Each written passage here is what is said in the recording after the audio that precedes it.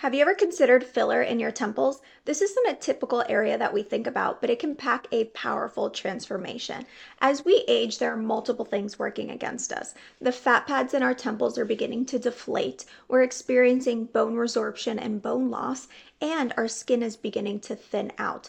All of these things are working against us to create this hollowing appearance in our temples and almost a peanut shaped head as we start to age. But we're not just seeing this with aging changes, we're also seeing this in our patients on semaglutide with dramatic weight loss, losing that facial fat. There are a few things that I take into consideration when determining if this is the right treatment for a particular patient. This was actually shared to me by Dr. Doan, who's an incredible physician in our industry. And what I'm looking for, as you can see in this patient, is does the tail of the lateral brow have a nice step off? Do you see a little bit of shadowing behind the tail of that lateral brow?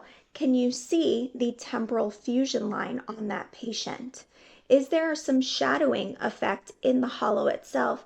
And is there a harsh step off of that zygoma or cheekbone? I'm looking for these landmarks because this will help determine if the patient really needs temple filler and if they'll benefit from replenishing that lost volume. When it comes to the treatment here, as you could see me injecting the filler here, I typically use a cannula, 25 by 2-inch cannula, or sometimes a 27 by 2-inch cannula.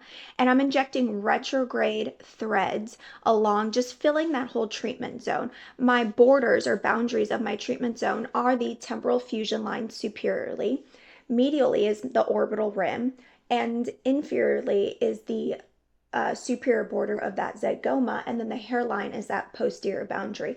And that's my treatment zone. And I'm just filling with retrograde threads. All patients complain about is maybe a slight bit of pressure. I wouldn't even say discomfort or pain whatsoever, but I do tell patients that afterwards they may experience some slight tenderness, especially with chewing. They may experience a mild headache on rare occasions, and some swelling and bruising is normal. I also explained to them prior to starting the treatment that with me injecting in this area, the veins can become a little bit angry and it takes a couple days for them to settle down. So if they leave with those veins being a little more prominent, it's totally normal and those veins will soften over the next couple days. So injecting this area can be such a subtle change, but hugely transformational when it comes to really balancing out that facial harmony and restoring that youthful shape to the face. Now, it's incredibly important that we respect the anatomy in this area. The superficial temporal artery is sitting right there. So if we're using needle going down to periosteum and aspirating, and if we're using cannula, really understanding our depth of injection there. But this can be such a simple yet powerful treatment for the patient. I always like to bring it up in a consultation when I start to recognize those landmark signs of facial or temporal hollowing.